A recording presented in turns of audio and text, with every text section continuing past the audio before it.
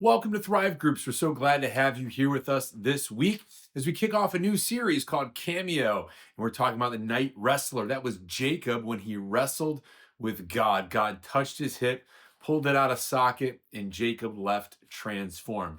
Before we jump in, though, we want to go over our ground rules. First, we want to encourage everyone to participate, no one to dominate, and also that we start on time and we end on time. So, with that, let's jump right in.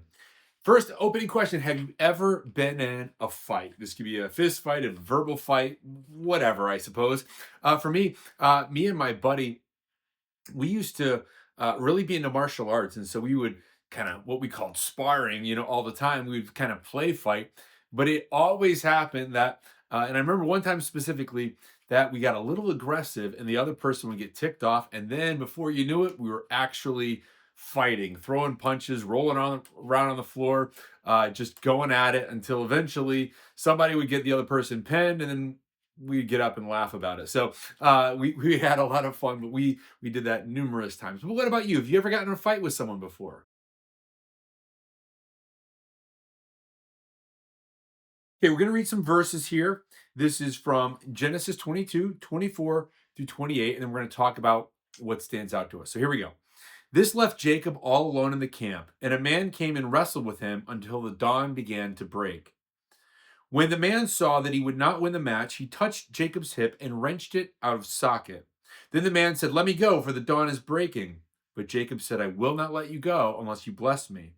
"What is your name?" the man asked. He replied, "Jacob." "Your name will no longer be Jacob," the man told him. "From now on, you will be called Israel, because you have fought with God and men and have won." So let's take a few moments and discuss what stood out to you in these verses.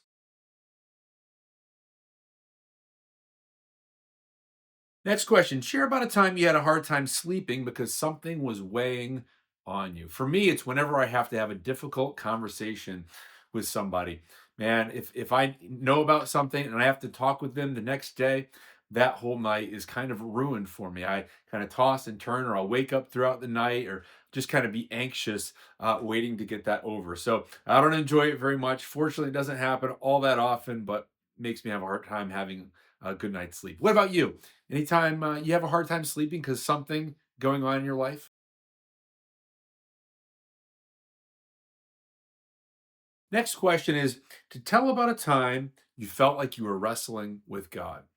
A few years ago, we got a tax bill, and I don't know, I didn't feel like it was legitimate, and I was kind of questioning it, and I was frustrated, and I was complaining to God about this, and at that day, as I was reading scripture, it said, "Don't hesitate to pay your taxes because the government has been set over there to guide you and protect you." And I felt convicted. We paid the taxes that we needed to pay, and I don't know if in the end if it was justified or not, but you know what? I wrestled with God. He instructed me to go and do this thing, and we did it anyway. So that was something for me. But how about you? Have you ever felt like you were wrestling with God about something? Next question is, what do you need to cling to God to this week? Maybe it's a situation, maybe it's a health issue, a relationship. What is it that you need to cling to God to this week? Well, hey, thanks so much for joining us for our Thrive group this week. We're so glad that you came. We're going to close in prayer. And so I'd encourage you first to share anything that you need prayer for in your life, and then the group is going to pray together. I would encourage each of you to say a few words of prayer. Pray for one of the requests, pray for guidance, wisdom, direction in your life, whatever it may be. Then the group leader will close it up. So with that, let's close in prayer.